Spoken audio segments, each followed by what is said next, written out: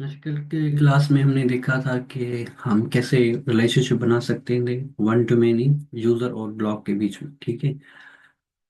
और एक कोड बनाया था हमने। आज हम क्या करेंगे, उसी को ही कंटिन्यू करेंगे और दूसरे कुछ टॉपिक्स हैं वो भी इस सेशन में जो है वो कवर करेंगे, जिसमें से पहला टॉपिक हम कवर करेंगे कि जो भी हमने अभी तक कोड लिखा हुआ था वो हम स्प्लिट करेंगे मॉड्यूल्स के अंदर। ठीक है। तो फॉर एग्जांपल हमने जो बनाया था ना, यूजर का डेटा बनाया था जिसमें उसका आ गया था, स्कीमास थे, मॉडल्स थे।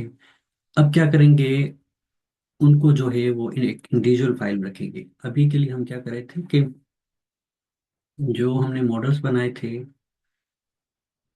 ठीक है, तो यहाँ पर लेकिन पोस्ट का मॉडल बनाया था और दूसरा यूजर का बनाया था। तो ये दोनों जो है वो एक ही फाइल के अंदर है। हम क्या करेंगे, अभी इसको ना डिवाइड करेंगे मॉड्यूल्स के बीच में। ठीक। इसी तरीके से स्कीमा के अंदर भी जो हमने लिखा था सारा कोड, उसको भी डिवाइड कर देंगे हम सेपरेट फाइल के अंदर। उसके बाद हम पढ़ेंगे कि इन्वायरमेंट वेरिएबल क्या होता है, और हम इन्वायरमेंट वेरिएबल कैसे यूज कर सकते हैं और हमें क्यों यूज करना चाहिए पाइथन के अंदर। ठीक। और उसके बाद हमने जाना है जेसन वेब टोकन के अंदर, कि जेसन वेब टोकन हम क्यों यूज करते हैं और वो हमें क्यों यूज करना चाहिए, और पहले ट्रेडिशनल डेटाबेस में क्या अप्रोच थी जो यूज करते थे। ठीक है। उसके बाद हम रजिस्टर और लॉगिन की भी एंड पॉइंट पढ़ेंगे। ठीक है, तो रजिस्टर एंड पॉइंट भी बनाएंगे।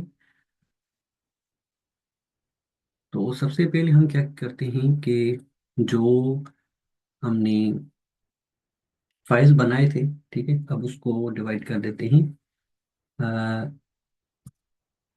सब फोल्डर के अंदर। ठीक है। तो उसके लिए हम क्या करेंगे, सबसे पहले मॉडल की तरफ आते हैं। अच्छा, यहाँ पर जो अभी तक हमने काम किया है ना, वो फाइल पे इस काम किया है। ठीक है। अभी तक हमने कोई फोल्डर वगैरह जैसा के लिए कि हमने डिक्शनरी नहीं बनाई। ठीक है। सॉरी, आई मीन डायरेक्टरी नहीं बनाई। ठीक है। तो फोल्डर को एक डायरेक्टरी कंसीडर किया जाता है। अ, आप ऐसा करें वेब डेवलपमेंट की टर्मिनोलॉजी में। ठीक है। तो यहाँ पर मैं क्या कर लेता हूँ, एक फाइल बना लेता हूँ, एक फोल्डर बना लेता हूँ मॉडल्स के नाम से। ठीक है। अभी जो हमने मॉडल बनाए थे मैं उसको कर देता हूँ यहाँ पर, मूव कर दिया मैंने। और यहाँ पर हम एक फाइल बना लेते हैं और उसका नाम लिख देते हैं कोर्स अंडरस्कोर मॉडल। तो यहाँ पर मैं क्या करूँगा, जो कोर्स का कोड है वो सारा यहाँ पर कॉपी कर लूँगा, यहाँ से इसको रिमूव कर देता। ठीक है। तो यहाँ से सिंपली से रिमूव कर देता हूँ। और यहाँ से क्या कर लेते हैं, उसका नाम चेंज कर लेते हैं। ठीक है। मॉडल की जगह अब यहाँ पर हम क्या करेंगे, से यूजर अंडरस्कोर मॉडल। तो हमारे पास काफ़ी एरर आएंगे, उसको भी देख लेते हैं और हम समझेंगे कि कौन सा एरर क्या कह रहा है और उसको कैसे रिजोल्व करना है। ठीक है। तो हमने एक इंडिविजुअल फाइल बना ली, तो मेन में आएंगे, यहाँ से चेंज करेंगे। अच्छा, यहाँ पर अगर देखें ना, फास्ट एपीआई में या पाइथन के अंदर, ठीक है, पाइथन में क्या होता है कि जब भी आप कोई फोल्डर बनाते हैं ना, ठीक है, तो उसको पाइथन फोल्डर ही कंसीडर करता है। अगर आप फॉर एग्जांपल यहाँ पर देखें, मॉडल डॉट हमने यूज़ किया हुआ है। ठीक है। तो यहाँ पर ना, अगर हम फोल्डर के अंदर कुछ भी रखेंगे क्लास फाइल, अगर हम उसको इंपोर्ट करेंगे किसी दूसरे फाइल में, तो वहाँ पर आपके एरर आएगा। क्योंकि बाय डिफॉल्ट पाइथन को क्या चाहिए होता है कि उससे चाहिए होता है पाइथन का पैकेज। ठीक है। तो हम इस फोल्डर को क्या बनाएंगे, पाइथन का पैकेज बनाएंगे, जिसकी मदद से क्या होगा कि हम डॉट के बाद जो है उसको इजीली इंपोर्ट कर सकते हैं। तो यहाँ पर आपने कुछ नहीं करना, सिंपली फाइल में आकर यहाँ पर बना देना है underscore underscore init underscore underscore dot file. ठीक है। अभी क्या करेगा, इसको फास्ट एपीआई पाइथन कंसीडर कर देगा कि ये पैकेज है, ना कि एक फोल्डर है। ठीक है। तो यहाँ पर हम मेन के अंदर आ जाते हैं। यहाँ पर भी हमारे पास एरर आएगा क्योंकि हमने जो मॉडल्स यहाँ पर भी यूज किए। ठीक है, तो यहाँ पर हमने ये मॉडल्स यूज किए। अब यहाँ पर हम क्या करेंगे, मॉडल्स, और यहाँ पर हम कर लेते हैं, इंपोर्ट करेंगे पोस्ट मॉडल और यूजर मॉडल। ठीक है, तो जहाँ पर हमारे पास पोस्ट है उसको डॉट करके यहाँ पर हम पोस्ट लिख लेंगे। ठीक है, यहाँ फिर इससे इजी कर लेते हैं कि क्या कर लेते हैं कि इंडिविजुअल फाइल जो है ना वो कर लेते हैं इंपोर्ट। यहाँ पर मैं मॉडल्स के बाद जो है डॉट लगाकर कर लेता हूँ, तो यहाँ पर मैं इजिली पोस्ट को इंपोर्ट कर सकता हूँ। ठीक है, तो यहाँ पर मैं कर लेता हूँ पोस्ट। अब इसको कॉपी पेस्ट करके पोस्ट की जगह पर यहाँ पर हम यूज करेंगे यूजर मॉडल, और यहाँ पर सिंपली आपने क्या कर देना है, ये पोस्ट की जगह आप यहाँ पर लिखेंगे यूजर। ठीक है, तो यहाँ पर आप देखें कि हमारा कोड जो है वो थोड़ा अंडरस्टैंडेबल भी हो जाता है। और यहाँ पर अब इसको मिनिमाइज कर देते तो हमारे पास एक इंडिविजुअल इंडिविजुअल जो है वो मॉडल के फाइल्स दोनों आ गए। ठीक है, बाकी के मैं यहाँ पर अभी के लिए यहाँ पर मेन में भी आएंगे तो आपके पास ये दोनों आ रहे हैं। ठीक है, तो यहाँ पर मैं क्या कर लेता हूँ इसी तरीके से, क्या मैं यहाँ पर कर सकता हूँ, यहाँ पर मॉडल को ले लिया और यहाँ पर मेन में आकर मैं इसको इसी तरीके से यहाँ पर इंपोर्ट करा देता हूँ। ठीक है, अब इसी तरीके से जैसे हमने मॉडल का बनाया ना, तो हम स्कीमा का भी ऐसे बनाएंगे। तो मैं एक डायरेक्टरी बना रहा हूँ स्कीमा के नाम से। ठीक है, तो यहाँ पर मैंने स्कीमा को यहाँ पर मूव कर दिया, ओके कर लिया। और यहाँ पर हमारे पास दो अपनी एक आइडेंटिक मॉडल आएंगे, एक यूजर का और एक ब्लॉग का। ठीक है, तो यहाँ पर मैं क्या कर लेता हूँ, फाइल बना लेता हूँ पोस्ट स्कीमा। ठीक है, डॉट फाइल। यहाँ पर मैं जो स्कीमा का कोड होगा जैसे ये ही, मैं इसको कॉपी करके यहाँ पर पेस्ट कर देता हूँ। ठीक है, और यहाँ पर नीचे भी स्कीमा का कोड आएगा। ठीक है, तो लास्ट टाइम हमने लास्ट क्लास में ये बनाया था, इसको मैं क्या कर लेता हूँ, उसको भी कट करके मैं सेपरेट फाइल जो बनाई थी उस पर कर लेता हूँ। बट यहाँ पर हमारे पास यूजर रीड का भी अ, ना एरर आएगा, क्योंकि हमने यहाँ पर भी उसको इंपोर्ट कर देना है। क्योंकि पहले क्या कर रहे थे, हम दोनों चीज़ें एक ही फाइल के अंदर रख रहे थे, तो हमारे पास हमें जो है वो इंपोर्ट कराने की ज़रूरत नहीं थी। मगर यहाँ पर हम इंडिविजुअल फाइल बना रहे हैं तो इस वजह से हमें क्या करना पड़ेगा, यहाँ पर हम उसको इंपोर्ट करेंगे। ठीक है, तो फ्रॉम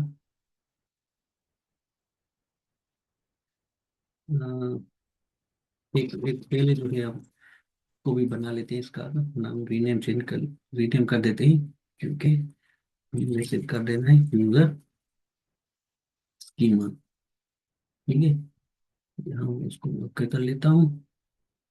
जो यहाँ पर ब्लॉक के थी उसको डेटा उसकी रिमूव कर देता हूँ।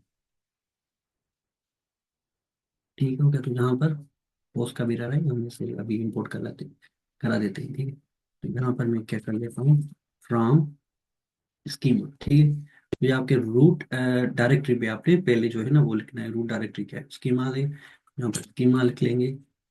ठीक है, स्कीमा के अंदर क्या है, पोस्ट है, इंपोर्ट कर लेंगे। पोस्ट में हमें क्या करना है, ब्लॉक पोस्ट आउट।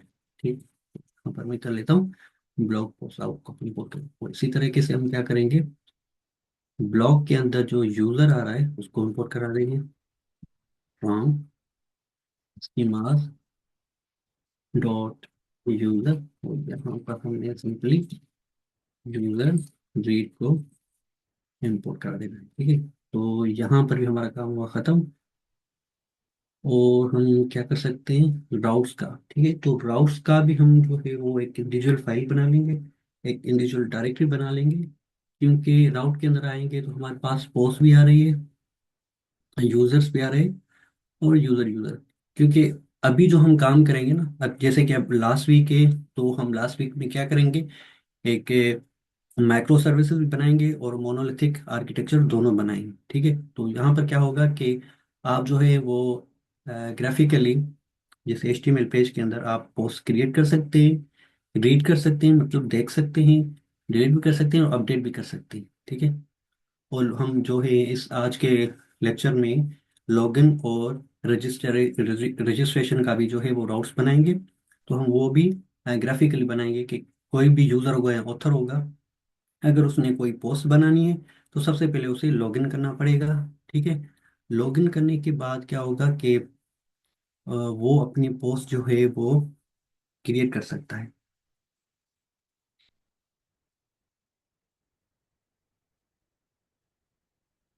वालेकुम सलाम जी। सर इब्राहिम, आप जो है वो फास्ट एपीआई के जो अभी सिलेक्ट चैनल है उस पर जाएंगे तो आपको ना प्रीवियस जो भी रिकॉर्डिंग है, जो भी अभी तक क्लासेस हुई ना सारी, उसकी सारी रिकॉर्डिंग मिल जाएगी।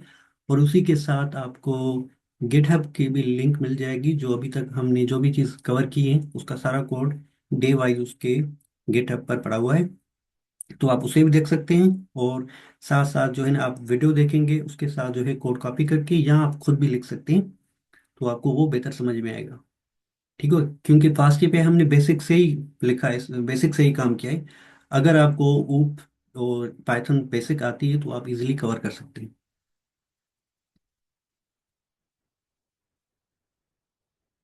ठीक है। तो हम क्या कर लेते हैं, एक डिक्शनरी बना लेते हैं इधर। उसको हम कर लेते हैं राउट्स। ठीक है। अब राउट्स के अंदर जो हमारे पास राउट्स आ रहे हैं उसको यहाँ पर इंपोर्ट कर लेते हैं।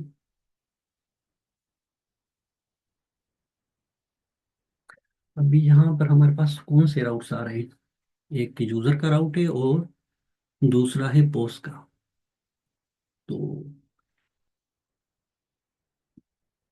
हम वही यूज कर लेंगे। यहाँ पर आपने नोट किया होगा तो हम प्रीफिक्स यूज कर रहे हैं। ठीक है। जो भी राउट है या मॉडल है उसका हम प्रीफिक्स कैसे यूज कर रहे हैं, स्टार्टिंग में मेंशन करें कि ये पोस्ट का मॉडल है या यूजर का मॉडल, तो हमने लिखा है पोस्ट यूजर। तो इसी तरीके से हमने स्कीमाज में ये लिखा है कि post underscore schema, user underscore schema.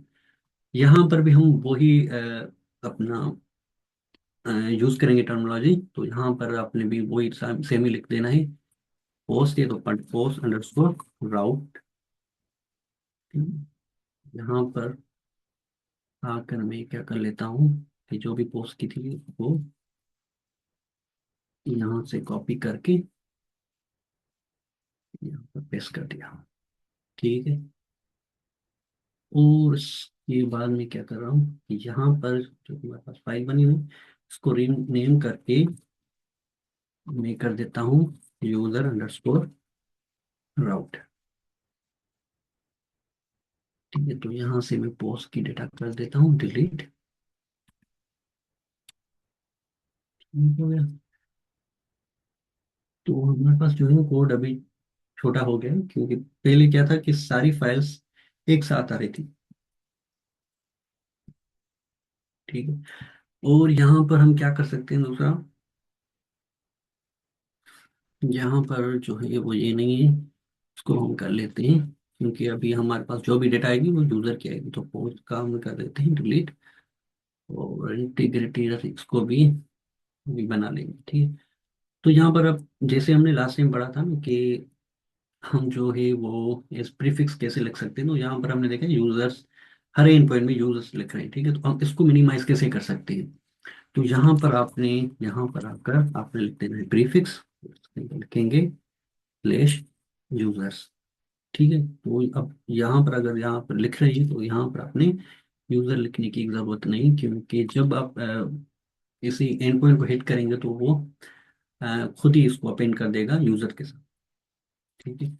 और हम क्या कर सकते हैं कि पोस्ट के अंदर आकर यहाँ भी प्रीफिक्स बना लेते हैं, फॉरवर्ड स्लैश पोस्ट। ठीक है। तो यहाँ पर मैं इसको भी यहाँ से रिमूव कर देता हूँ। ठीक। तो यहाँ से हम यूजर की डेटा हमें नहीं चाहिए, तो उसको मैं कर लेता हूँ डिलीट। और यूजर मॉडल भी हमें यहाँ से नहीं चाहिए। ठीक है। तो उसका आ गया, ये सही है तक। स्कीमा के अंदर चलते हैं, जैसे आ रहा है। ठीक है, तो यहाँ पर हम ऑप्शनल, चलिए अभी तक सही है ये। अब मेन में आकर देख लेते हैं कि हम क्या यूज करें, नहीं कर सकते हो तो वो अभी तक जो भी कह रहा सारा सही है। चलिए रन करके देख लेते हैं कि हमारे पास कोई एरर तो नहीं आ रहा। वेल में भी जो है काफी एरर आ जाए, क्योंकि हमने कोड को ज्यादा ही प्रिंट किया है। ठीक है, can not import user read from partially initialized model users की most likely due to computers। ठीक है, तो उसको देख लेते हैं कि यहाँ पर क्या एरर आ रहा है। अ, यहाँ पर आ रहा है यूजर रीड का। यूजर रीड,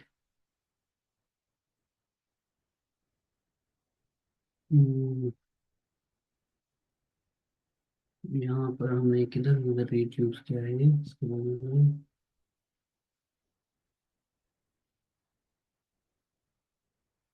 वो उसके अंदर, अच्छा यहाँ पर देखो, यहाँ पर डॉट का एरर आ रहा है, वो भी क्यों आ रहा है। मे भी जो हमने स्टार्टिंग में पढ़ा था कि हमने जो भी न्यू फोल्डर बना रहे हैं उसके साथ ही हमें यूज करना है इनट डॉट पाई का। तो हमने जो है दूसरे फोल्डर्स बनाए हैं उसमें ये मेंशन नहीं किया।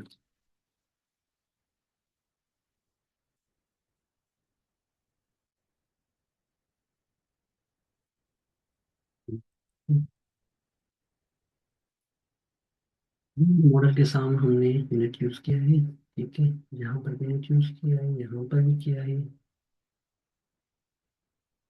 यहाँ पर भी एक रूट लेवल पर भी हमने कर देंगे। तो कर लेते हैं।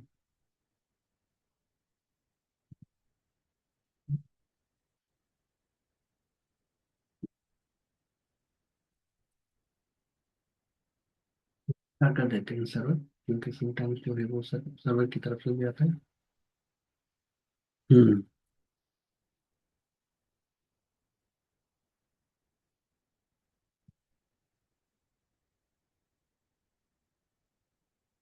यहाँ से क्या कह रहा है कि हमारा जो दोनों फाइल एक ही डायरेक्टरी के अंदर है, क्या मैं यहाँ से इसे कर सकता हूँ। यहाँ से मैं इसे कर लूँ कि इम्पोर्ट यूजर स्कीमा और इम्पोर्ट यूजर रीड, क्योंकि ये दोनों जो है वो एक ही इसी डायरेक्टरी के अंदर है, तो हमें वो में भी डायरेक्टली यूज करना पड़ेगा। तो यहाँ पर आप देखो नो यूजर मॉडल्स मॉड्यूल आ रहा है। हम्म, चलो उसको देख लेते हैं।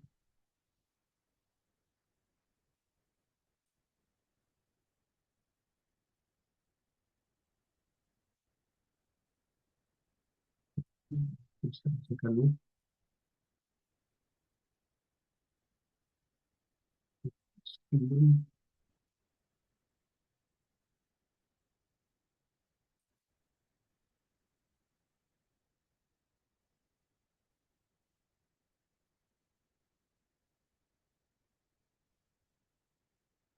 नो एट्रीब्यूट यूजर रीड,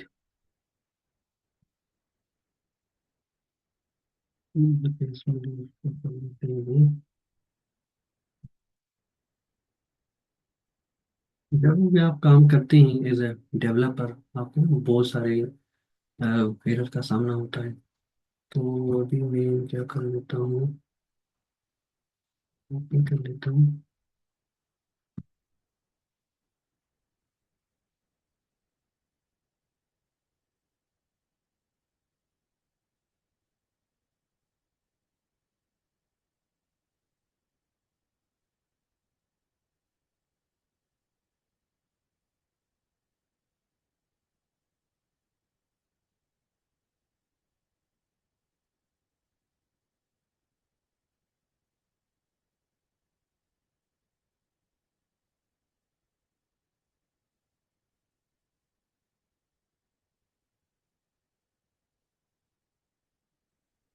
तो यहाँ पर हमारे पास जो आ रहा है एरर,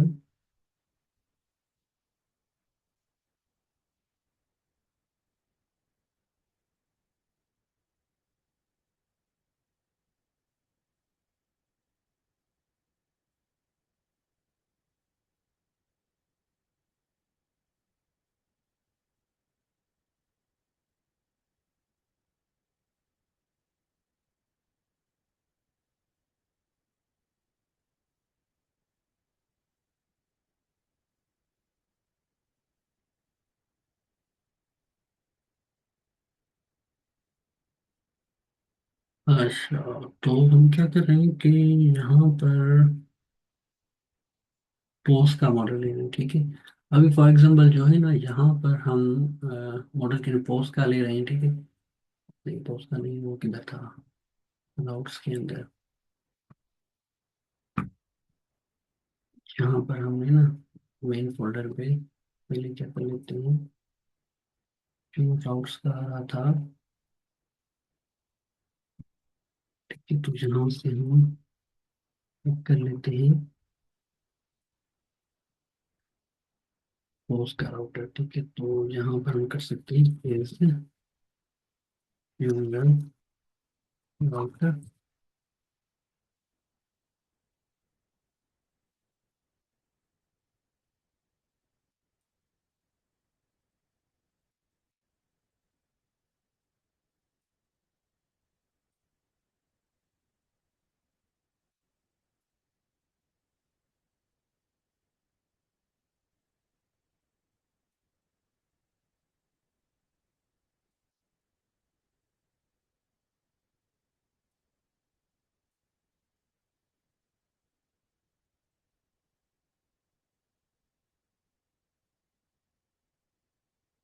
यहाँ पर आप क्या कर सकते हैं कि यहाँ पर एम्बिग्युइटी हो रही है, क्योंकि जो एक फील्ड है एक मॉडल की, हम दूसरे मॉडल में यूज कर रहे हैं, ठीक है। तो इस वजह से क्या हो रहा है कि दोनों आपस में ना वो कन्फ्लिक्ट हो रही है, स्कीमा की यूजर और पोस्ट की।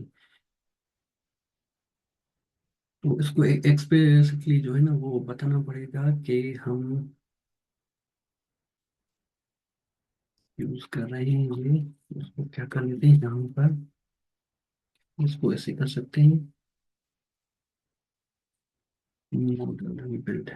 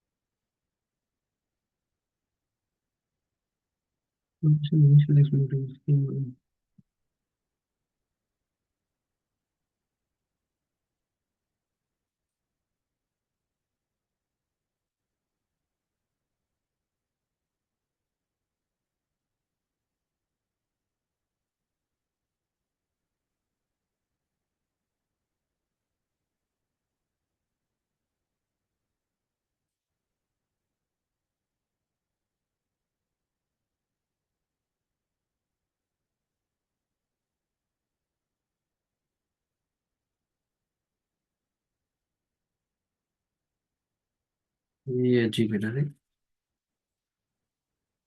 चले, इससे ये फायदा होगा कि हमें ना न्यू चीज देखने को मिलेगी, और उससे ये होगा कि कभी आपके पास भी अगर ये एरर आ जाता है तो आप उसे रिजोल्व कर सकते हैं, ठीक है। तो ये उस वक्त होता है जब आप एक मॉडल का, एक पाइथन के मॉडल को आप दूसरी जगह यूज कर रहे हो, दूसरे मॉडल के अंदर यूज कर रहे हो, तो ये कन्फ्लिक्शन होगी। क्योंकि जो भी पहले रन होगा, फॉर एग्जांपल यहाँ पर ब्लॉग वाला पहले रन हो रहा है, ठीक है। तो वो नीचे यूज करेगा यूजर रीड को, देखेगा कि यार क्या मेरे पास यूजर रीड है।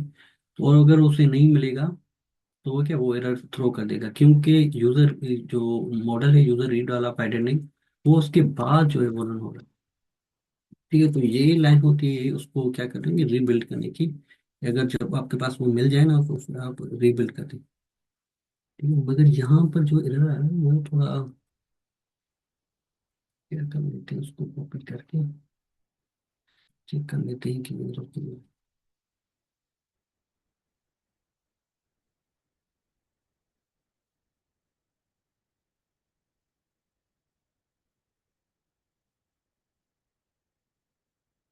तो हमारा जो पहला मॉड्यूल था स्प्रेड कोड का, अभी उसको एरर रिजोल्व करके वो देख लेते हैं। तो यहाँ पर हम पूरा करेंगे, उसके बाद हम एनवायरनमेंट वेरिएबल के ऊपर चलेंगे कि एनवायरनमेंट वेरिएबल हमें क्यों यूज करना है, ठीक है। तो अभी तक तो हमने जो भी काम किया है डेटाबेस की, जो भी हम कनेक्शन स्ट्रिंग बना रहे थे ना, तो उसके बगैर बना रहे थे।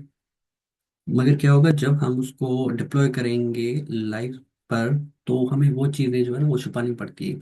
जैसे आपके डेटाबेस का नाम क्या है, और उसके अलावा जो है यूज़र नेम क्या है, पासवर्ड क्या है। ठीक है, तो ये चीज़ें आपने क्या करनी पड़ेगी, उसको छुपानी पड़ती है।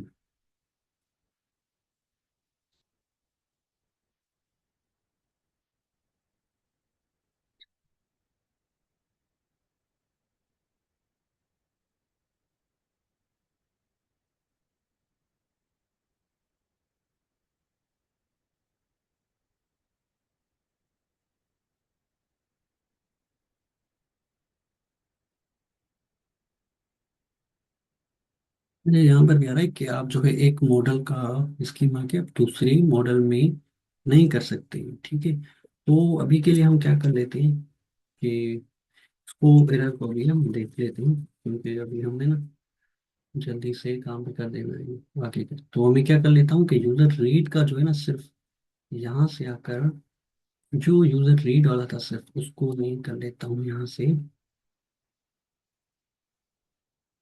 यहाँ से उसको कर लेता हूँ कट।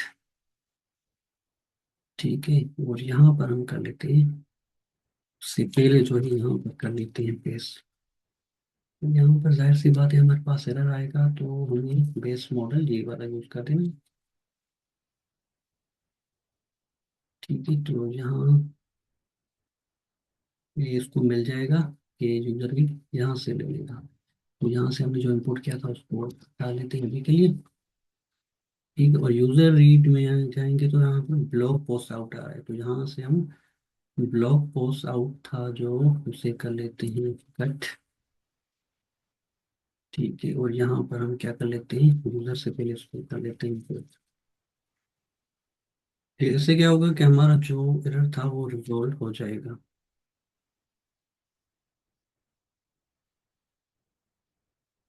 ठीक है, ब्लॉग पोस्ट पोस्ट बेस, जो उसका बेस था हम यहाँ से क्या करते थे, इसको कॉपी करके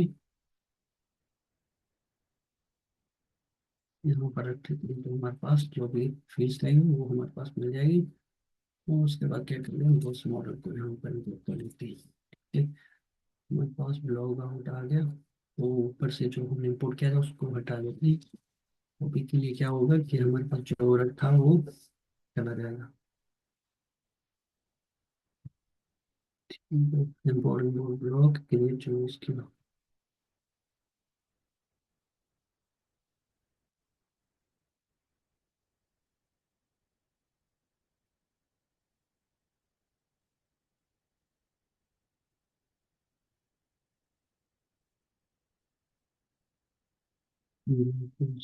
रीड,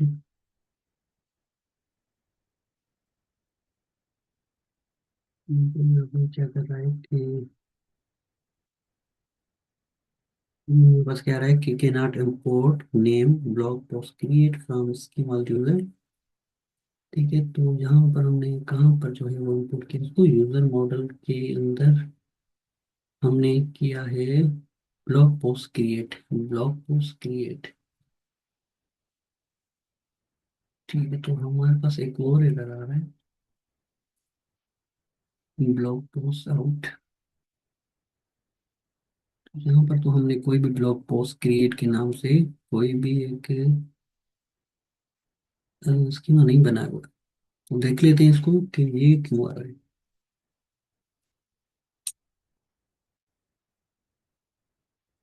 वैसे यहाँ पर ना दूसरी जगहों पे भी हमने ब्लॉग, अच्छा ये दूसरा एरर है, प्लीज इसको ना ब्लॉग पोस्ट नहीं कर देना, अभी हमें करना है यहाँ से, क्योंकि हमने जो बनाया था उसका अलग अलग फाइल बनाया था। ठीक है, तो ये भी हमने, अभी हमारा सर्वर चल रहा है, चेक कर लेते हैं कि रिजॉल्व हुआ। ठीक है, तो यहाँ पर जो भी इशू थे वो क्लियर हो गए, क्योंकि जाहिर सी बात है हमने क्या किया है कि एक कोड को जो है हमने रिफैक्टर किया है। तो जब भी आप जो है ना अगर कोड लिख लेते हैं पहले, उसके बाद जो रिफैक्टर करती हैं आपको, जब उनकी पाथ चेंज हो जाती है, ठीक है, तो यहाँ से इम्पोर्ट का भी वो फाइल्स चेंज हो जाती है, तो यहाँ पर जो है ना वो आपको काफ़ी एरर्स मिलते हैं। ठीक है, तो ज़्यादातर डेवलपर क्या करते हैं कि रिफैक्टर जो है इतनी एट टाइम नहीं करते। अगर आप प्रोडक्शन ऐप बना रहे हैं प्रोडक्शन में, तो आपने इतनी रिफैक्टरेशन नहीं करनी होती। ठीक है।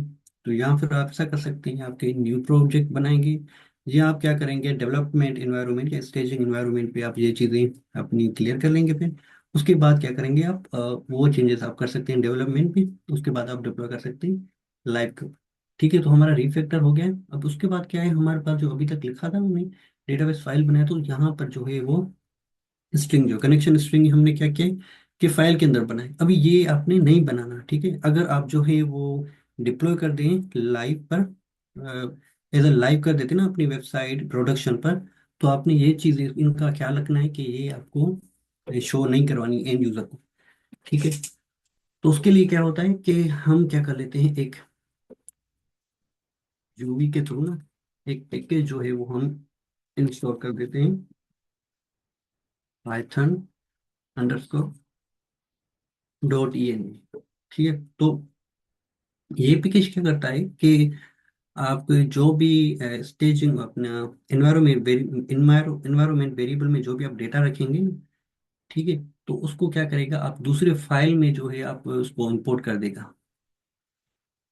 तो ये जो एंड यूजर होगा ना, वो आपकी डेटा नहीं देख पाएगा, क्योंकि हम जो .env फाइल होता है हमें उसे प्रोडक्शन पर डिप्लॉय नहीं करते। ठीक है।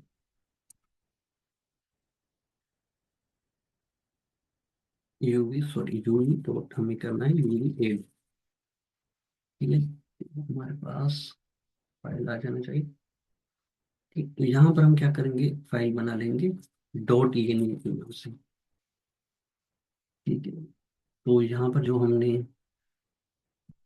डेटाबेस का बनाया था स्ट्रिंग, इसको कर लेंगे हम से कॉपी, और यहाँ पर हम लिख लेंगे इसको डेटाबेस अंडरस्कोर यूआरएल। ठीक है। अब क्या करेंगे, हम उसको यूआरएल को हमने क्या करना है, यहाँ पर लेना है। अब देखिए, डायरेक्ट आप जो है ना वो इस तरह से नहीं लिख सकते। ठीक है, क्योंकि इसको हम इवन को एज ए, ऐसे जो हमने इंपोर्ट किया ना एज ए पैकेज हम इंपोर्ट नहीं कर सकते। तो इस वजह से हमने क्या किया कि पाइथन का जो है हमने पैकेज इंस्टॉल किया, पाइथन अंडर पाइथन -.env। ठीक है। अब हम क्या करेंगे, इसको यूज करते हुए वो चीज़ करेंगे। तो सबसे पहले हम क्या करेंगे, पाइथन का एक पैकेज इंपोर्ट कर लेंगे, ओएस ऑपरेटिंग सिस्टम। तो यहाँ पर हमें कुछ चीज़ें मिलती हैं। तो यहाँ पर हम क्या करेंगे, .env यूज करते हुए वहां से एक फंक्शन हमने कर देना है, वो क्या लोड env। ठीक है। उसके बाद क्या करेंगे, यहाँ पर अपने सिंपल देना है, जो फंक्शन बनाया उसको यहाँ पर कॉल कर लेंगे। और जो हमने ऊपर ओएस यूज किया है, इसको यहाँ पर os.env करेंगे।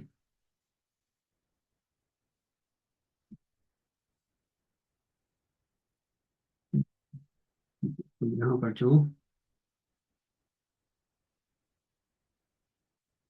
यहाँ पर जो हमारे पास अ, जहाँ पर हमने वेरिएबल बनाया ना, आपने वो लिखना है एज यहाँ पर एज स्ट्रिंग। ठीक है। तो यहाँ से हमने वो कर लिया, यहाँ को सेव कर लेते हैं, और यहाँ से डेटाबेस को अपना फिर से चला लेते हैं, सर्वर को चेक कर लेते हैं कि यहाँ पर कोई एरर तो नहीं आ रहा। ठीक है, सर्वर चल गया। अभी चेक कर लेते हैं क्या हमारे पास डेटा आ रहा है, उसको एक्सेस कर सकते हैं। यूजर में आकर मैं क्या कर लेता हूँ, यहाँ से कर लेता हूँ, तो हमारे पास यूजर आ रहा है और उसके नीचे डेटा भी आ रही है। ठीक है। तो यहाँ से हमने क्या है, इन्वायरमेंट वेरिएबल का भी पढ़ लिया।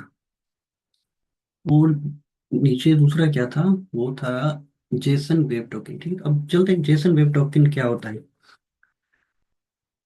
उसके लिए मैंने स्लाइड्स बनाई, स्लाइड पर आ जाते हैं और उसको पढ़ लेते हैं।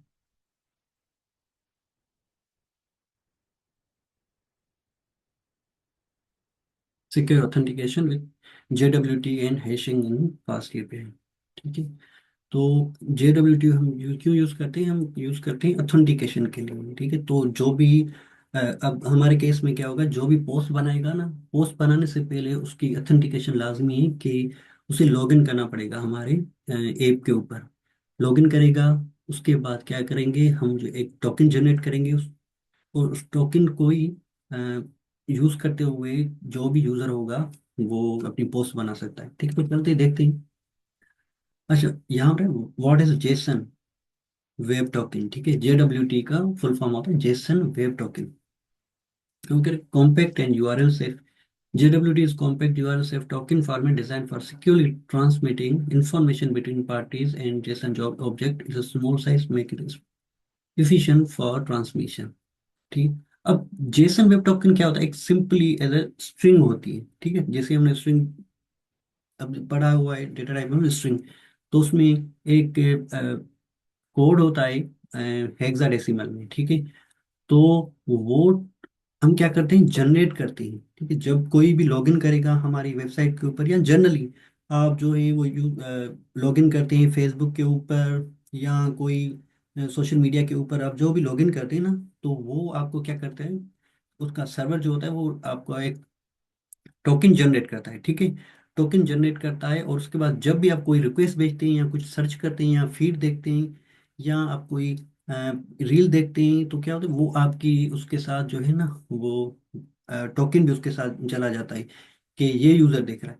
तो हमने पहले भी ये पढ़ा था, ठीक है, हम दूसरे क्लास में, कि जो भी हम HTTP रिक्वेस्ट सेंड करते हैं एज ए क्लाइंट और सर्वर के बीच में, ठीक है। तो एज हम ब्राउजर है, एज ए क्लाइंट है, वो सर्वर पर कोई भी रिक्वेस्ट सेंड करता है, गेट की, पोस्ट की, तो वो क्या होती है, वो होती है स्टेटलेस होती है, ठीक है। स्टेटलेस से क्या मुराद होती है कि आप जो भी रिक्वेस्ट सेंड करते हैं, फॉर एग्जाम्पल आप गूगल पे जाकर सर्च करेंगे, एक बार सर्च किया कुछ, दूसरी बार सर्च किया, ठीक है, तो गूगल को ये पता नहीं होता है कि ये कौन सा यूजर सर्च कर रहा है, ठीक है। वो जो भी आप रिक्वेस्ट भेजते हैं उसको एज इंडिविजुअल देखता है कि ये रिक्वेस्ट कहाँ से आ रही है। उसको ये पता नहीं होगा कि ये जो रिक्वेस्ट आ रही है वो किस यूजर की आ रही है और उसने पहले भेजी या नहीं भेजी, ठीक है। तो वो स्टेटलेस होती है, वो अपने पास कोई भी डेटा स्टोर नहीं करता। अभी क्या करेंगे हम, जो जेसन वेब टोकन के काम करेंगे ना JWT पे, तो हम सर्वर को एक्सप्लिसिटली वो बताएंगे कि ये कौन सा यूजर है और इसने पहले लॉगिन किया है नहीं। तो जब भी आप जो भी चीज़ें करेंगे तो उसको सर्वर को पता चल जाएगा कि ये यूजर उसको यूज कर रहा है, या पोस्ट बना रहा है, या पोस्ट देख रहा है, या डिलीट कर रहा है, ठीक है। तो JWT पे क्या होता है, header dot payload dot signature, ठीक है। इसको देख लेते हैं वो क्या होती है। A JWT consists of three parts separated by dots: the header, the payload, and the signature. Each part is base64 URL encoded, ensuring URL safe transmission. ठीक है। तो हमने पिछले क्लासेस में भी ये देखा था ना कि पेलोड क्या होता है। पेलोड होता है डेटा, जो आप डेटा सर्वर को सेंड करते हैं। जैसे फॉर एग्जांपल आप लॉगिन कर रहे हैं फेसबुक के ऊपर, किसी दूसरी सोशल मीडिया के ऊपर, ट्विटर के ऊपर, जब लॉगिन करते हैं ना, वो जो आप डेटा सेंड करते हैं जैसे ईमेल और पासवर्ड, उसको कहते हैं पेलोड। अब जो है ना, पेलोड सेंड करते हैं अपनी सर्वर को, ठीक है। वो उसको क्या करता है, उसको आइडेंटिफाई करता है, उसको चेक करता है डेटाबेस के ऊपर कि क्या ये यूजर जो साइन इन कर रहा है, लॉग इन कर रहा है, तो उसकी डेटा मेरे पास ऑलरेडी अवेलेबल है, ठीक है। नहीं होती तो क्या कहता है आपको, यूजर नेम और पासवर्ड इनकरेक्ट, ठीक हो गया। तो अ, ये क्या करता है JWT, उसके साथ जो है वो हेडर भेजता है, पेलोड और सिग्नेचर। अभी आगे के स्लाइड्स में हम देखेंगे कि हेडर क्या होता है, पेलोड और सिग्नेचर कैसे क्या होता है। और वो क्या करता है कि वो base64 में इनकोडेड कर देता है, ठीक है। तो वो भी चेक कर लेते हैं base64 इनकोडेड क्या होती है। साइन नॉट इनक्रिप्टेड, ठीक है। तो ये जो base64 इनकोडेड होती है वो इनक्रिप्टेड नहीं होती, ठीक है, वो साइंड होती है। उसको भी देख लेते हैं वो कैसे होती है। और के crucially JWs are signed to verify authentication and integrity, but they are not encrypted. This means anyone can read the content and by tampering is a detectable.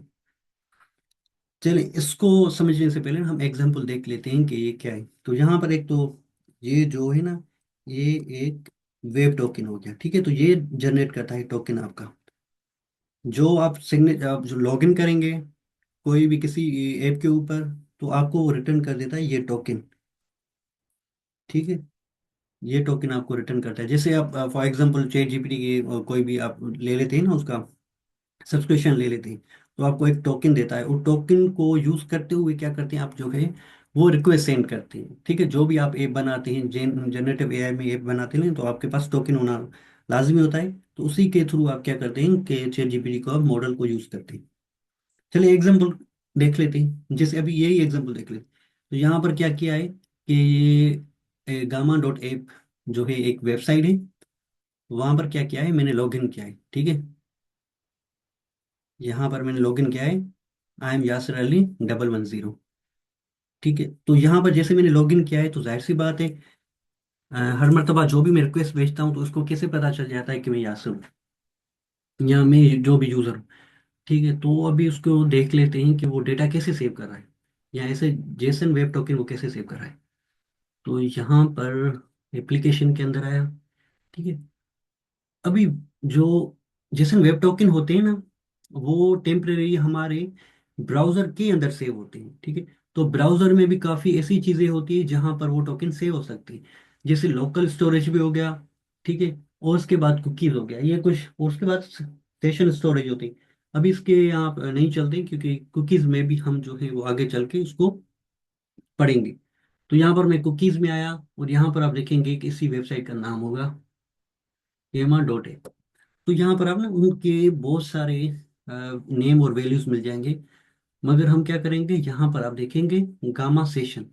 Gamma session में आएंगे तो आपके पास ये जो है एक कोड मिल जाएगा। ठीक है, ये कोड है सारा। क्या कर लेते हैं, हम इसको कर लेते हैं कॉपी, और यहाँ पर आकर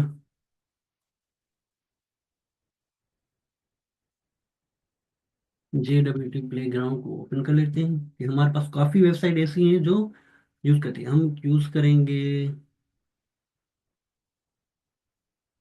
यस। चलिए फिर डीबगर को ही देख लेते हैं। ठीक है, तो यहाँ पर जो मैंने टोकन लिया था ना, यहाँ पर इसको क्या कर रहा हूँ, पेस्ट कर रहा हूँ, तो ये सारा एक टोकन है। चलिए इसका भी नहीं आया, ये वाले यूज कर लेते हैं। मेरे पास एक थी वेबसाइट, वेबसाइट का नाम क्या था,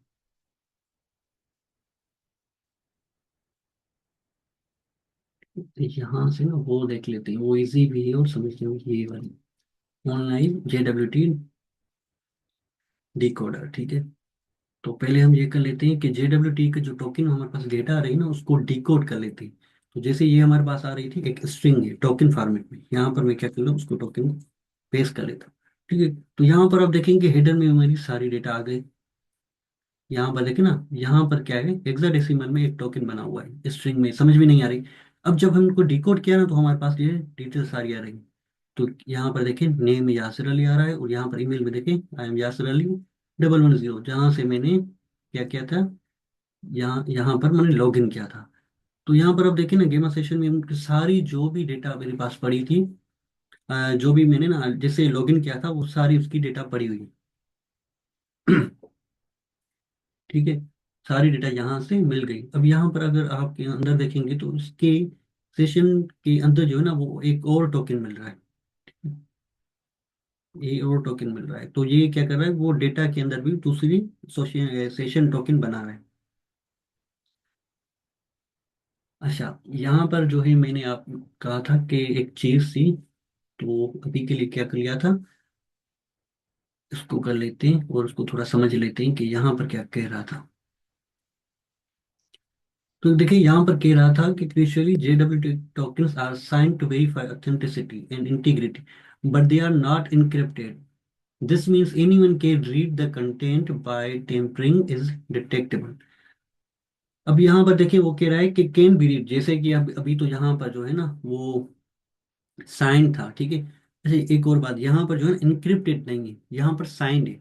साइंड और इनक्रिप्टेड दोनों चीजें अलग अलग होती हैं। ठीक है, इनक्रिप्टेड में ये होता है कि उनके पास ना आपको बहुत सारे आपको एल्गोरिथम मिलते हैं। ठीक है, जिसकी मदद से आप क्या करते हैं, कोई भी टेक्स्ट हो गए, कोई भी डेटा हो गई, उनको इनक्रिप्ट करते हैं। ठीक है, उसको डिक्रिप्ट करना बहुत मुश्किल होता है, क्योंकि जब तक आपको पता नहीं हो कि कौन सा एल्गोरिथम है, तो आप उसे ऐसे डिक्रिप्ट नहीं कर सकते। और अब ये समझ लें कि यहाँ पर ना हजारों ऐसे एल्गोरिथम्स हैं, ठीक है, तो आप एक एक करके चेक करेंगे तो उसमें टाइम लग जाएगा।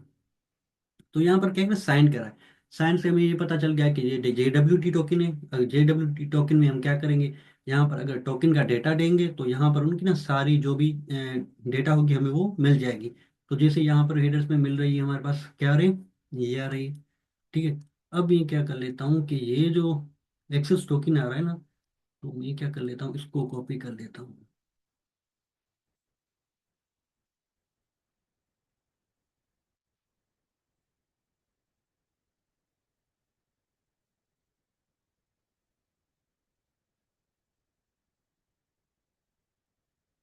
इसको कॉपी करके यहाँ पर इसको पेस्ट कर देता हूँ।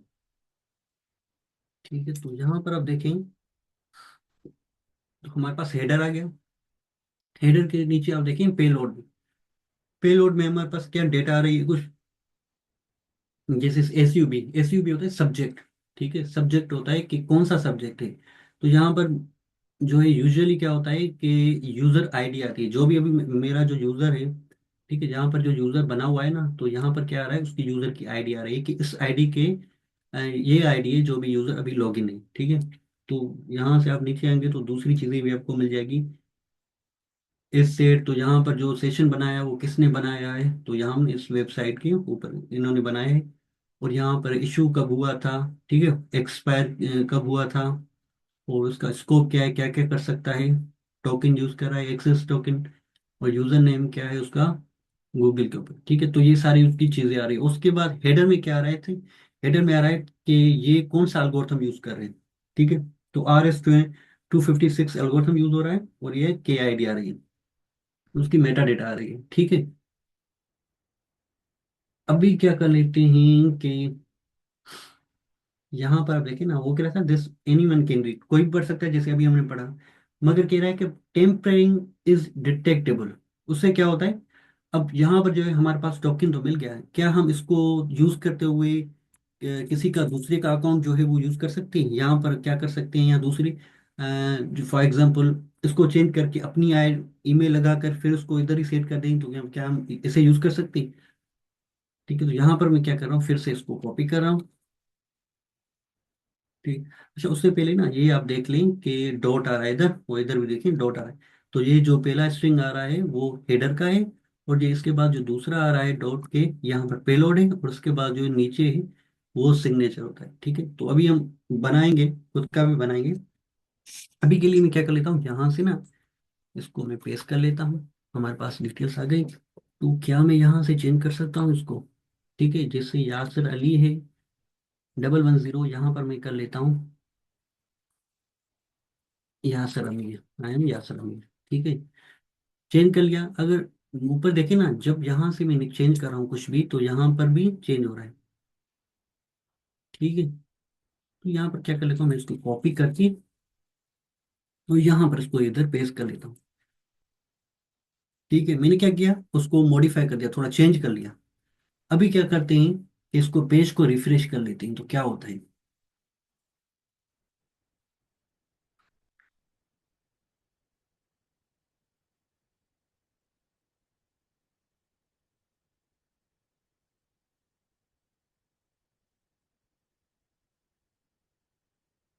क्या होगा, हम साइन आउट हो गए।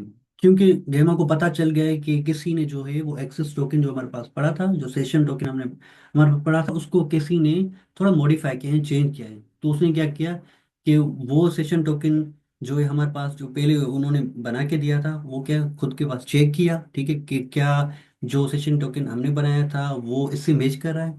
अगर मैच नहीं कर रहा हो, क्या होगा, उसने लॉग आउट कर दिया। ठीक है, तो यहाँ पर जो है मैं फिर से लॉगिन कर देता हूँ।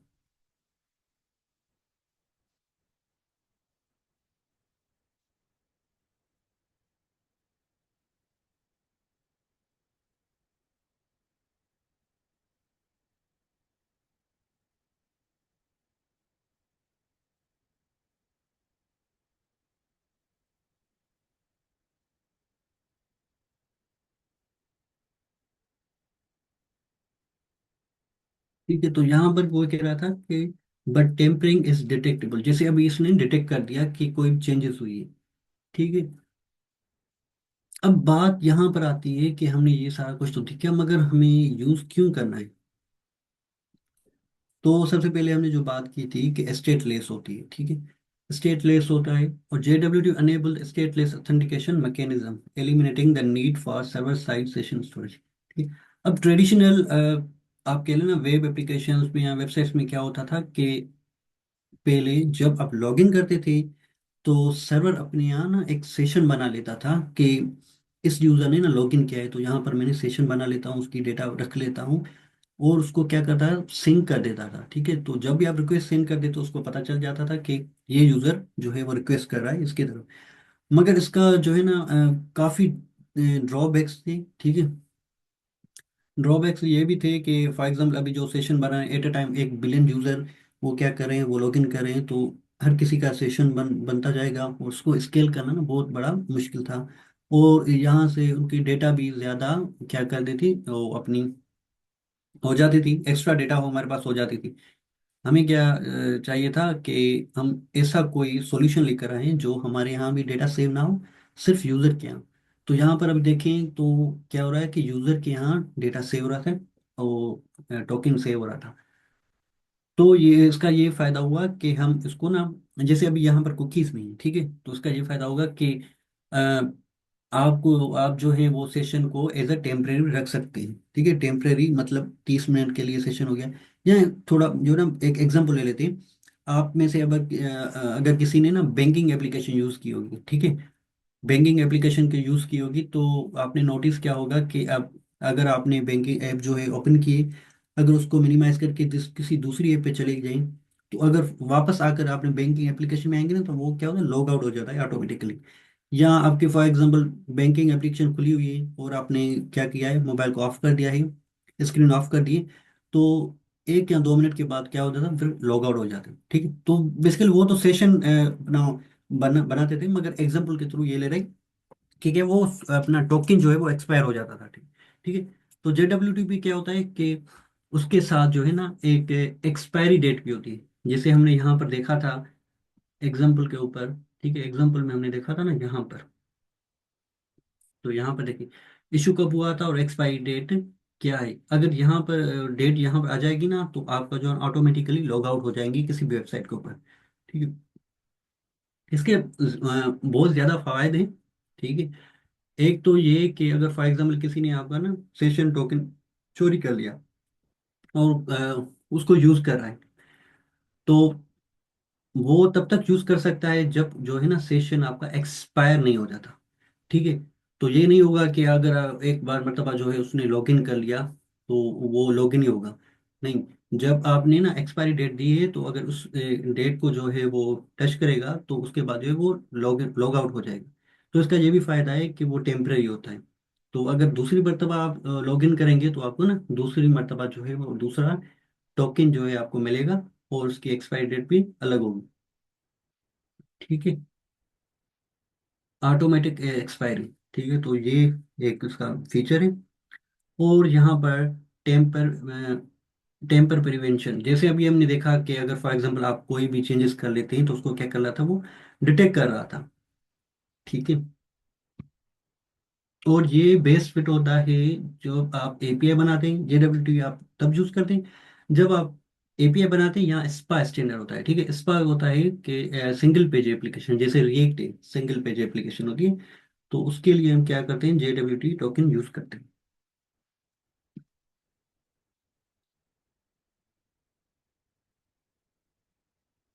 ठीक है। उसके बाद क्या है कि अंडरस्टैंडिंग हैशिंग एल्गोरिथम, ठीक है। अब हैशिंग एल्गोरिथम क्या होता है, तो अभी जो हम यूजर बना रहे थे ना, यहाँ पर आप देखें, तो यहाँ से मैं अगर,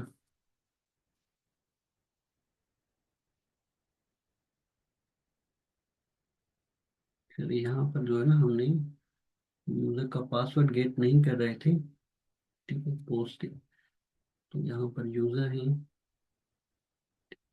तो अभी जो हम यूजर बना रहे थे ना, उसमें क्या कर रहे थे कि जो भी हम पासवर्ड दे रहे थे ना, तो एज इट उसी को ही पासवर्ड को सेव कर रहा था। मगर रियल में जो है वो ऐसा नहीं होता है। अगर फॉर एग्जांपल आप कोई अकाउंट बना लेते हैं किसी भी सोशल मीडिया के ऊपर, टिकटॉक के ऊपर बना लिया, ठीक है, या फेसबुक के ऊपर बना दिया, ट्विटर के ऊपर बना लिया, तो अब जब पासवर्ड लिखते हैं तो वो एज ए पासवर्ड ही सेव नहीं होता डेटाबेस के अंदर।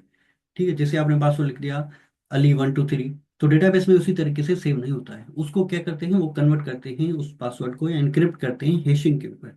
ठीक है, हैशिंग एल्गोरिथम में आप उसको क्या करते हैं, कन्वर्ट कर देते हैं।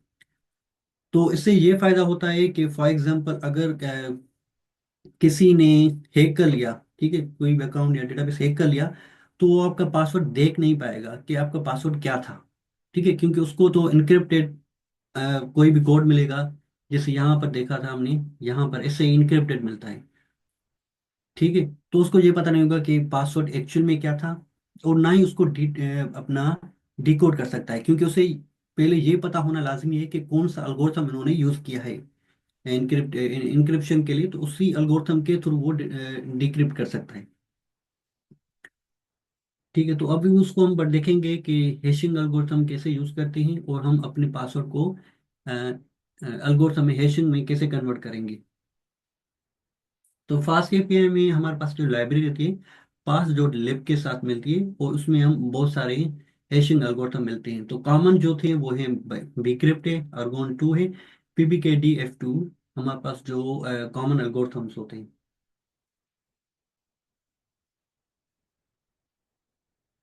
ठीक है, अब JWT साइनिंग एल्गोरिथम ओवरव्यू, तो यहाँ पर अब देखें तो हमारे पास जो है ना, तीन चीजें आ रही थी, यहाँ पर मैंने लिखा था JWT।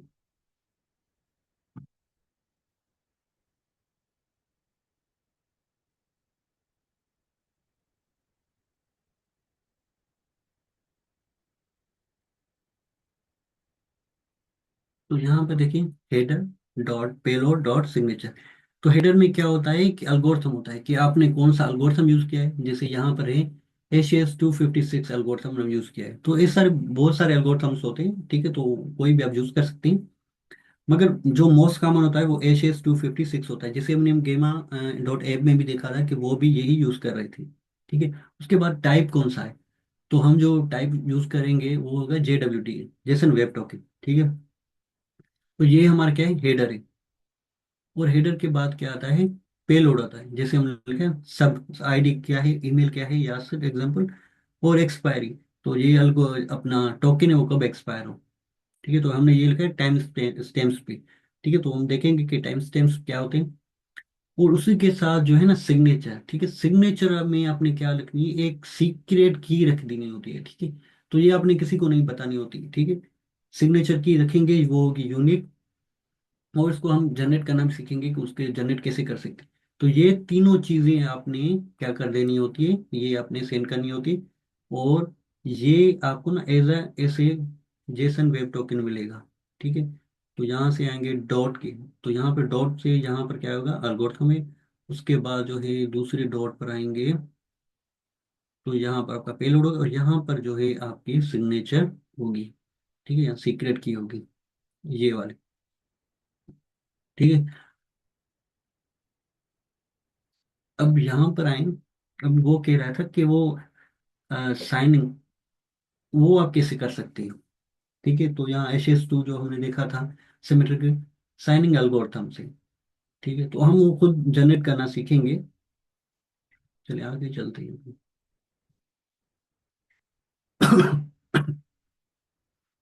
अभी जेसन वेब टोकन हम कैसे यूज कर सकते हैं, उसको यूज करने के लिए हमें क्या क्या रिक्वायर्ड चीजें होती हैं। ठीक है, तो अगर आप फास्ट एपीआई पे बना रहे हैं, तो सबसे पहले आपने ना एक प्रोजेक्ट बना लेना है फास्ट एपीआई का। उसके बाद जो इनिशियलाइज करना है एनवायरमेंट।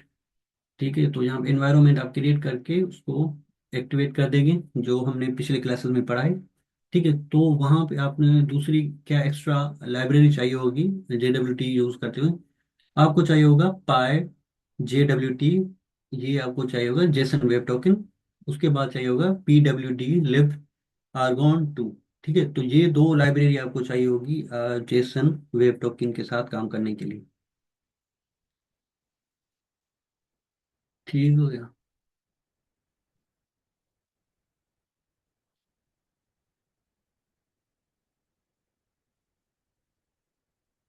वही, आज हमने क्या क्या देखा, हमने कोड को स्प्लिट किया मॉड्यूल्स के अंदर, उसके बाद इन्वायरमेंट वेरिएबल देखा, जेसन वेब टोकन देखा, register and login in points हमने नहीं बनाए।